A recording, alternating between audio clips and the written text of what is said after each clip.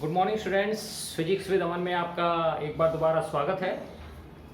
9th class last time हम लोगों ने जो है एनर्जी एंड वर्क का लेसन स्टार्ट किया था और उसमें हमने काफ़ी कुछ आपको बता दिया था वर्क एंड एनर्जी में कि वर्क क्या होता है और एनर्जी क्या होती है।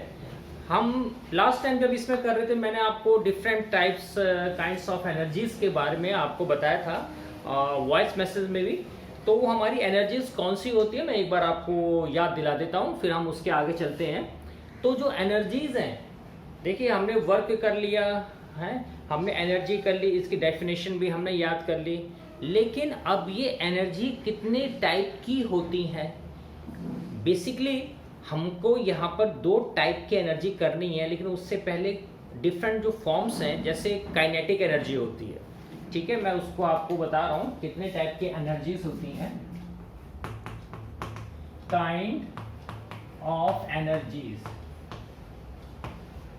सबसे पहले kinetic energy,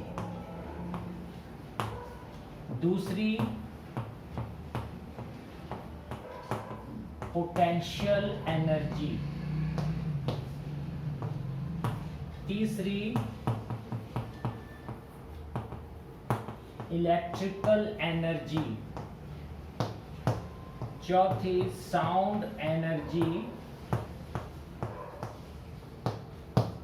fifth heat energy, sixth light energy, seventh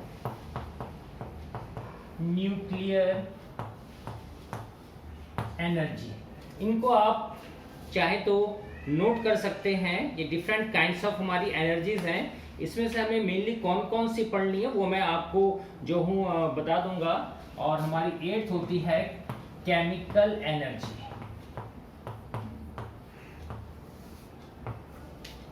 तो स्टूडेंट्स, हम एनर्जीज के बारे में पढ़ रहे हैं, लेकिन हमें पहले पता चलना चाहिए कि कितनी टाइप की एनर्जीज होती हैं। जैसे हमारी ये काइनेटिक एनर्जी है, मैं भी डिफाइन करूंगा इसे।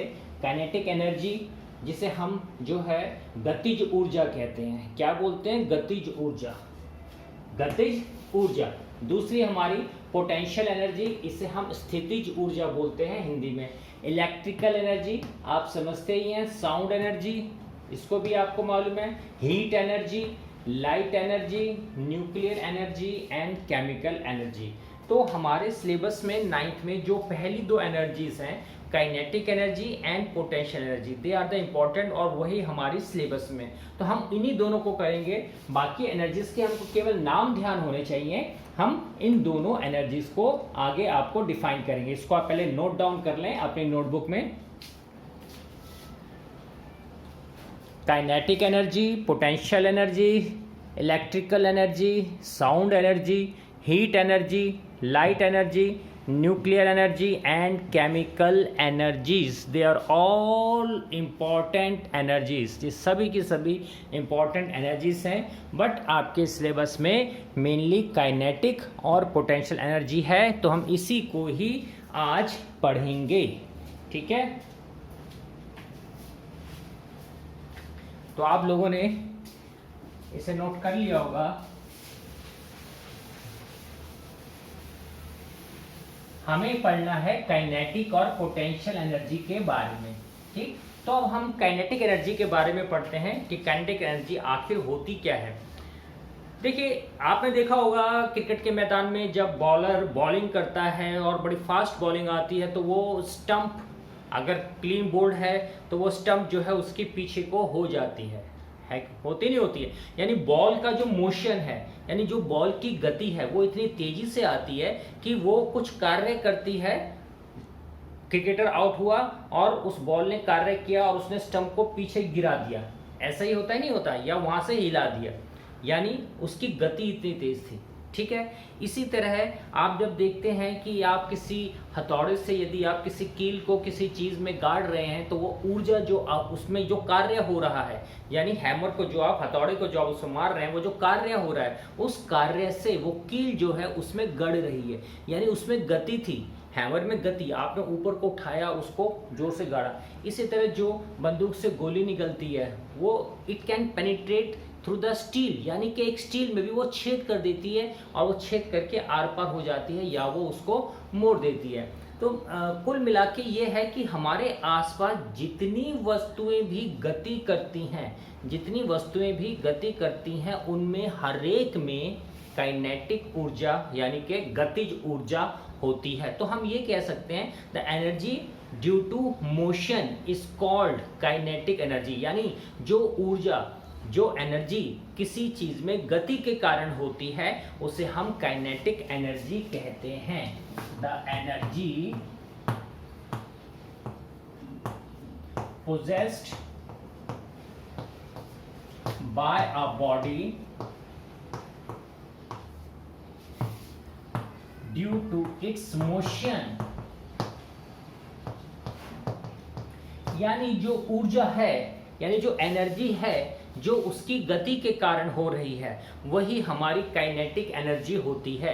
हमारे इसके डिफरेंट यूजेस हैं। आपने देखा होगा डैम बने होते हैं, डैम में ऊपर से पानी गिराया जाता है, जब पानी गिरता है तो वो टरबाइन को मूव करता है। अब पानी में गति है, उसमें ऊर्जा आ रही है, जब वो गति कर रही है, ऊपर से नीचे गिर रहा है तो उसमें गतिज ऊर्जा हो रही है और वो गतिज ऊर्जा उस टरबाइन को हिला रही है और टरबाइन हमारी आगे इलेक्ट्रिकल एनर्जी को जनरेट करने में सहायता करता है, यानी हमें बिजली प्राप्त होती है। यानी कोई भी चीज अगर गति कर रही है तो उसमें काइनेटिक ऊर्जा यानी कि गतिज ऊर्जा होती है। तो आप समझ गए होंगे गतिज ऊर्जा क्या होती है। मैं आपको आज एनर्जीज के बारे में पढ़ा रहा हूं और इसमें सबसे पहले गतिज ऊर्जा यानी कि काइनेटिक एनर्जी के बारे में पढ़ा रहा हूं। तो जो ऊर्जा अपनी गति के कारण होती है वो गतिज ऊर्जा कहलाती है। तो जितनी भी वस्तुएं यदि चल रही हैं तो उसमें हमेशा गतिज काइनेटिक ऊर्जा यानी काइनेटिक एनर्जी होती है। अब मान लीजिए कि कोई वस्तु चल रही है, कोई वस्तु चल रही है और उसके बाद हमने उसके ऊपर कोई बल लगाया या बल लगा, अब बल लगने से वो वस्तु रुक गई। जब वो वस्तु रुक गई इसका मतलब काइनेटिक एनर्जी उस टाइम पे जीरो हो जाएगी। काइनेटिक एनर्जी उस टाइम पे जीरो हो जाएगी, ये चीज ध्यान रखिएगा। यानी कोई वस्तु गति कर रही है, आपको मालूम है जब तक वो गति कर रही है उसमें गतिज ऊर्जा है, उसमें गतिज ऊर्जा है। लेकिन अब कोई बल लगाया या उस पर बल लगा, कोई फोर्स लगा, तो फोर्स लगने से उस वस्तु ने गति करना बंद कर दिया। जब उसने गति करना बंद कर दिया तो हम कहेंगे कि उसमें काइनेटिक एनर्जी अब जीरो हो गई। ठीक है, अब देखिए मैं आपको समझा रहा हूँ काइनेटिक एनर्जी। ये आपने डेफिनेशन उतार ली होगी, इसको आप उतार लीजिए जरा दोबारा।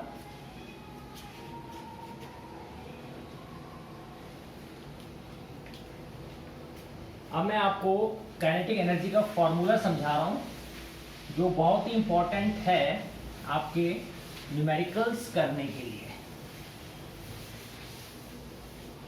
फॉर्मूला, अब इसके लिए आप कैसे समझेंगे, मान लीजिए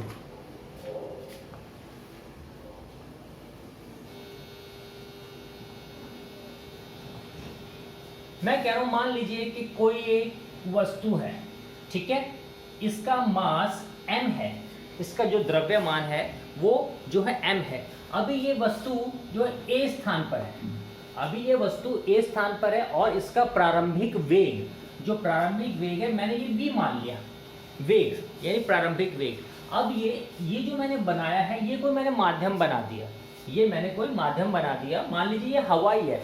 अब ये वस्तु यहाँ से यहाँ चले तो ये माध्यम ऐसा है जो हमें ये दिखा रहा है कि ये इस वस्तु की गति को रोक रहा है, इस गति को रोक रही है। कोई वस्तु चल रही है तो वो तो रुकेगी ना। तो हमने एक माध्यम बना दिया कि कोई बल लग रहा है और ये वस्तु जब यहाँ से यहाँ तक चली, ये बी पोजीशन, और इसने यहाँ से लेके यहाँ तक एस दूरी तय की, इसने यहाँ से लेके यहाँ तक s दूरी तय की। तो यानी कि अब ये वस्तु चल रही है तो यहाँ आके ये इतनी दूरी चल के ये वस्तु रुक गई। अभी जब तक चल रही है इसमें गतिज ऊर्जा थी और जब ये रुक गई तो इसमें गतिज ऊर्जा खत्म हो गई।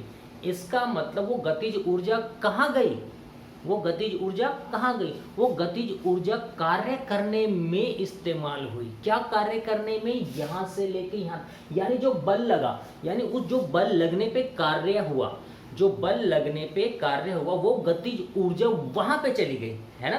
क्योंकि कोई वस्तु रुक गई है, तो वस्तु रुक गई तो काइनेटिक एनर्जी उसमें खत्म हो जाएगी। तो हमारा प्रश्न ये है कि वो गतिज ऊर्जा आखिर कहाँ गई? तो वो जो गतिज ऊर्जा है, यहाँ से लेके यहाँ तक जो वस्तु पहुंची है, उसमें जितना कार्य हुआ है बल लगने से, वो वहां पर खर्च हुई, वो वहां पर खर्च हुई। ध्यान से देखिए, मैंने जो आपको ये चीज़ बताई है कि यहाँ पे हमारी एक वस्तु है, ठीक। ये तो आपको पता ही चल गया कि कोई भी बॉडी अगर मूव करती है तो उसमें हमेशा हमारी काइनेटिक एनर्जी होती है। हमने इस बॉडी में इसको, हमने एक बॉल लिया है, हमने इसको एक बॉल मान लिया है, और ये जो है इनिशियल वेग से, जिसको हमने v माना है, वेलोसिटी से चल रही है, ठीक है। अब यहाँ पे इसको एक बल लग रहा है जो इसके मोशन को अपोज कर रहा है, जो इसका विरोध कर रहा है। तो जब वो इसका विरोध कर रहा है, इससे क्या है कि बॉडी जो है वहां पे जाके रुक जाएगी, यानी रिटार्डेड हो जाएगी, ठीक ठीक है।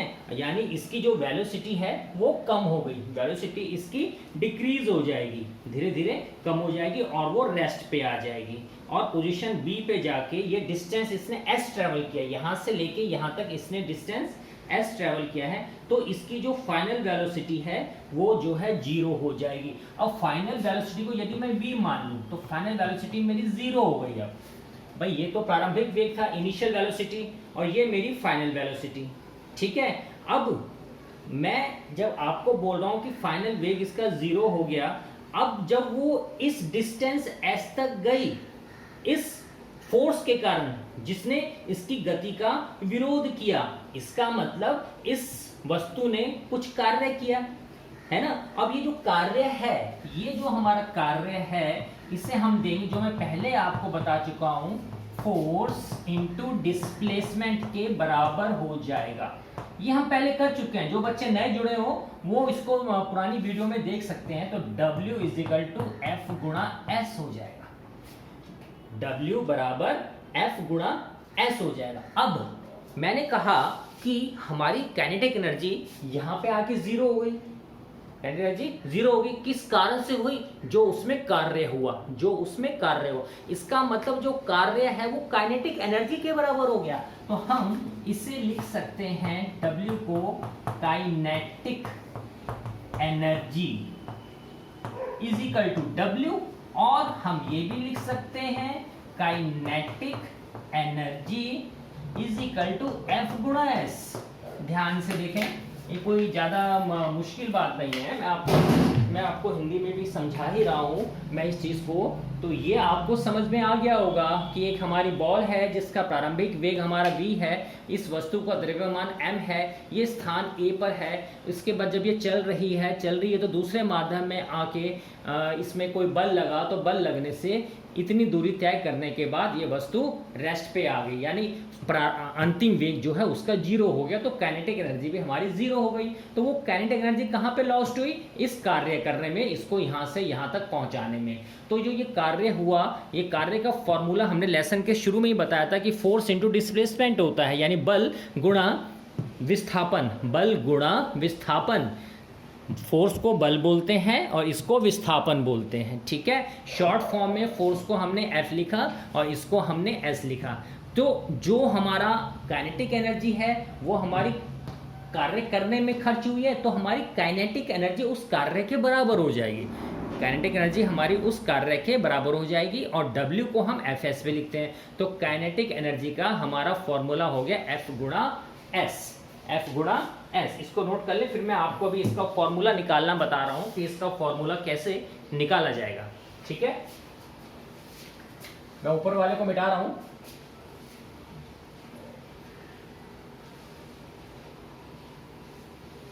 ओके, आपने सारे लिखे होंगे, मैं सारे मिटा देता हूं, जल्दी से नोट करें।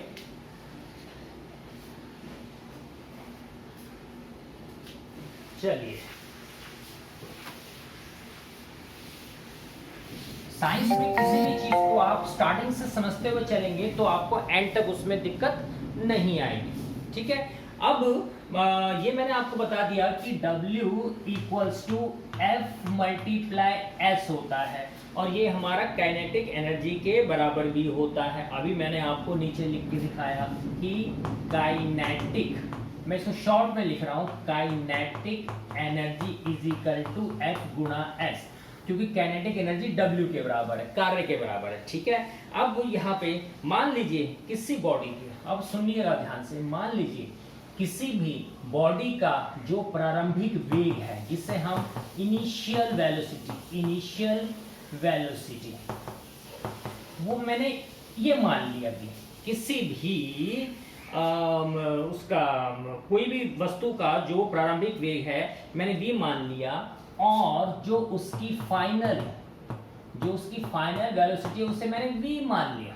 ये मैंने छोटा भी बनाया, ये मैंने बड़ा भी बनाया, इसको आप ध्यान दें। और मान लीजिए उस वस्तु का एक्सीलरेशन यानी कि त्वरण a है, और जो दूरी चल रही है यानी जो डिस्टेंस है वो s है। अभी मैंने आपको उसमें बताया, ये हिंदी में एक्सीलरेशन को त्वरण,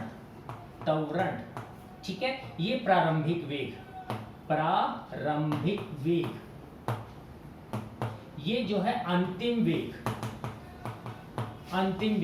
ये समझ लीजिए इन चीजों को, ये पहले क्योंकि मैं डिस्कस कर चुका हूं मैं, इसलिए आपको, लेकिन फिर भी मैं दोबारा आपको इसको इंग्लिश में हिंदी में दोनों में बता रहा हूं, तो आपको ध्यान रखनी है वो बातें। तो मैंने कहा कि कोई वस्तु है जिसका प्रारंभिक वेग हमारा v है, छोटा v मान लिया, और अंतिम वेग उसका बड़ा v है, और त्वरण हमारा उसका a है, और डिस्टेंस हमारा उसका s है। तो याद कीजिए न्यूटन्स थर्ड लॉ ऑफ जो उसका मोशन था, जो न्यूटन्स की थर्ड इक्वेशन थी, वो इक्वेशन मैंने आपको बताई थी v² is equal to u² plus 2as। आपको याद आ गई होगी, v² is equal to u² plus 2as। अब जहां पे u हमारा प्रारंभिक वेग था, v हमारा अंतिम वेग था, ठीक है। u हमारा प्रारंभिक वेग था, v हमारा अंतिम वेग, a हमारा त्वरण एक्सीलरेशन, और s हमारी दूरी, यही था। यहां मैंने अंतिम वेग, यहां मैंने प्रारंभिक वेग को छोटा v मान रखा है, ठीक है।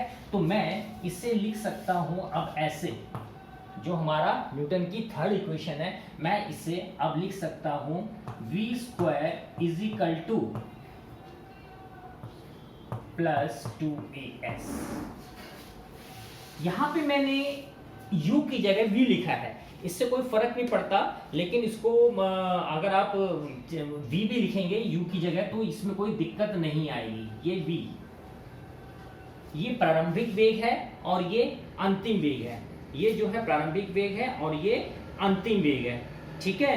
अब मैंने बताया हमारी इनिशियल वेलोसिटी तो हमारी v है, फाइनल वेलोसिटी जब होती है, यहाँ पे गतिज ऊर्जा बंद हो जाती है, तो फाइनल जो होती है वो हमेशा v हमारी रुकने के बाद v हमारा 0 हो जाता है, v हमारा 0 हो जाता है। यहाँ पर जो हमारा v 0 हो गया, जो प्रारंभिक वेग है वो तो हमारा यही चलेगा, प्रारंभिक वेग, ठीक।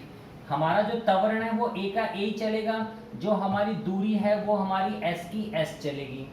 अब क्योंकि वस्तु यहाँ पे रुक गई, जो मैंने आपको बताया, ये वस्तु जब यहां से यहां चली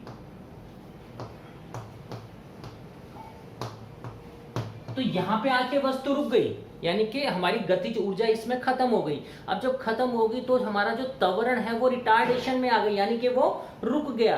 तो ये जो मेरा फॉर्मूला है रुकने के कारण बन जाएगा v² is equal to v² minus 2as।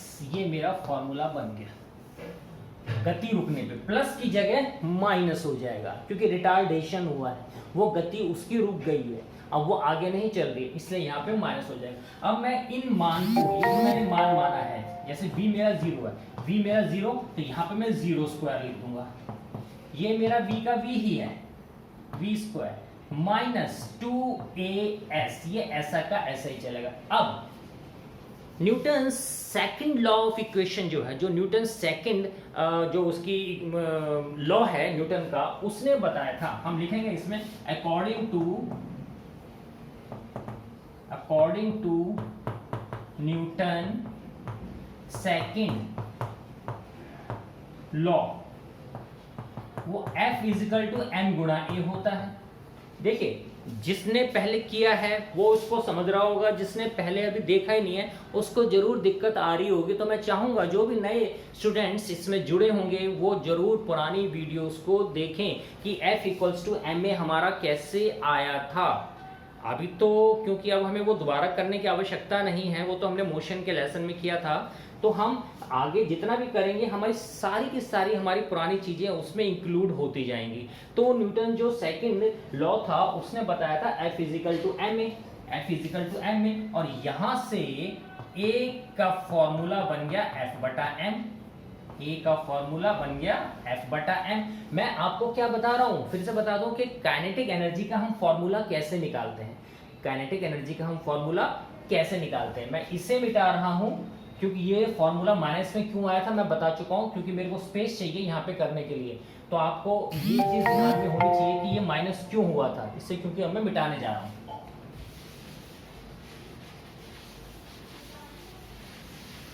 अब देखिएगा,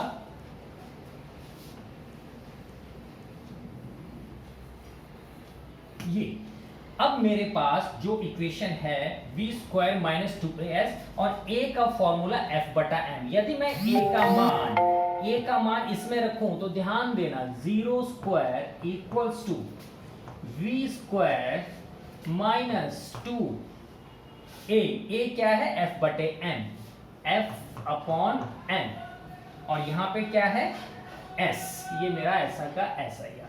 तो मैं इसे लिख सकता हूं v square minus 2fs upon m is equal to 0, क्योंकि 0 है ना, 0 को स्क्वायर करो तो वो 0 ही आएगा। अब यहां पे और ध्यान से देखिए, अब मैं 0 को हटा रहा हूं तो ये मेरा आ गया v square equals to 2fs upon m। इसे मैं ऐसे भी लिख सकता हूं 2fs अपॉन m बराबर v स्क्वायर, इसे मैं ऐसे भी लिख सकता हूं। अब यहां से fs is equal to v square, इधर आके m ऊपर आ गया और 2 नीचे आ गया, यहां से fs का फॉर्मूला बन गया, 2 को मैं ऐसे भी 1/2 भी लिख सकता हूं इनटू m और v स्क्वायर। fs क्या होता है जिसको अभी बताया मैंने ऊपर, fs हमारा w यानी कि काइनेटिक एनर्जी भी होती है। तो fs की जगह हम लिख सकते हैं काइनेटिक एनर्जी यानी कि ke, तो उसका फॉर्मूला बन गया हाफ mv स्क्वायर। ये फॉर्मूला बहुत इंपॉर्टेंट है और ये कैसे निकाला गया है ये आपको अच्छी तरह पता होना चाहिए। मैं इसको दोबारा एक बार बता देता हूँ। इससे पहले जो मैंने मिटाया था उसमें मैंने आपको समझा दिया था कि जो हमारा वर्क होता है वो फोर्स इनटू डिस्प्लेसमेंट के बराबर होता है और वर्क हमारा काइनेटिक ऊर्जा के बराबर होता है। तो काइनेटिक ऊर्जा भी F गुणा S हो गया, F गुणा S हो गया। फिर मैंने बताया कि मान लीजिए किसी वस्तु का प्रारंभिक वेग v है, छोटा v, और उसका अंतिम वेग हमारा बड़ा v है, उसका त्वरण a है, दूरी जो चल रहा है वो s है, मैं डायग्राम में आपको बताया था। और फिर ये हमारा फॉर्मूला जो हमारी न्यूटन की तीसरी इक्वेशन है कि v square is equal to u square plus 2as होती है। हमने प्रारंभिक वेग को यहाँ पे v माना है तो हम यहाँ पे u नहीं लगाएंगे, तो v square is equal to v square plus 2as। अब ये जो है हमारा, क्योंकि रिटार्डेशन हो रहा है बॉडी में, रिटार्डेशन यानी बॉडी में किसी फोर्स लगने से अब बॉडी ने गति करनी बंद कर दी है, तो फॉर्मूला बन जाएगा v स्क्वायर माइनस 2as। तो फाइनल वेग क्योंकि वस्तु रुक गई है तो v हमारा 0 हो गया, ठीक है। हमारा अंतिम वेग तो यही है और हमारा त्वरण a है और हमारी दूरी s है। तो जब हमने इसको, अब हमारा जो न्यूटन सेकंड लॉ क्या कहता है, F is equal to ma, F is equal to ma, यहाँ से हमने a का मान निकाल लिया तो a हमारा जब बाहर आएगा तो F हमारा ऊपर आ जाएगा, m हमारा नीचे आ जाएगा। जो मैथमेटिक्स अच्छी तरह समझते हैं उन्हें इस चीज़ को समझने में बिल्कुल भी दिक्कत नहीं आएगी, बाकी और भी किसी को दिक्कत नहीं आएगी। थोड़ा सा आपको 2-3 बार करना पड़ेगा, जिसके लिए नई चीज़ है, जो फर्स्ट टाइम देख रहा है उसको मे बी ये हार्ड लगेगा, बिल्कुल लगेगा हार्ड, लेकिन अगर आप इसको 2-3 बार नोट करेंगे और पुरानी वीडियोज़ और चैप्टर को एक बार पढ़ लेंगे तो आपको ये समझ में आ जाएगा, ठीक है। ठीक, अच्छा, अब इस फॉर्मूले में हम a की वैल्यू को रख देंगे। तो यहाँ पे देखिए फाइनल वेग हमारा 0 है तो हमने उसको 0 लिख दिया। बाकी ये हमारा ऐसा का ऐसा ही रहा, माइनस का माइनस आ गया, 2 का 2 आ गया। एक ही जगह हमने एफ अपॉन एन और एस की जगह हमारा एस का एस आ गया। इसको हम सॉल्व कर रहे हैं तो मैंने इसको पहले इधर उतार लिया, 0 को मैंने यहाँ पे लिख दिया। अब 0 को हटाया तो v square equals to 2fs upon m। अब मैं इस पूरे को चाहे यहाँ लिखूँ या यहाँ लिखूँ, चेंज कर दूँ, उससे कोई दिक्कत की बात नहीं है, क्योंकि अब ये 2fs upon m is equal to v square. यहाँ से मैंने fs को, क्योंकि ये हमारा वर्क है, ये हमारा वर्क है और हम फॉर्मूला निकाल रहे हैं काइनेटिक एनर्जी का, और वर्क हमारा काइनेटिक एनर्जी के बराबर है। तो यहाँ पे Fs जब मैंने बाहर निकाला इजिकल टू ये वी स्क्वायर, ये नीचे था m तो ऊपर आ गया, 2 ऊपर था तो नीचे आ गया, उनका चेंज हो जाता है। तो Fs इजिकल टू नीचे 2 है तो 1/2 लिख सकते हैं, मल्टीप्लाई एम वी स्क्वायर। तो Fs हमारा किसके बराबर है? काइनेटिक एनर्जी के बराबर है। तो इसकी जगह हम सकते हैं kinetic energy is equal to half m v square. तो ये बन गया आपका फॉर्मूला। ये फॉर्मूला एग्जाम में आपको जो है करने को भी आएगा।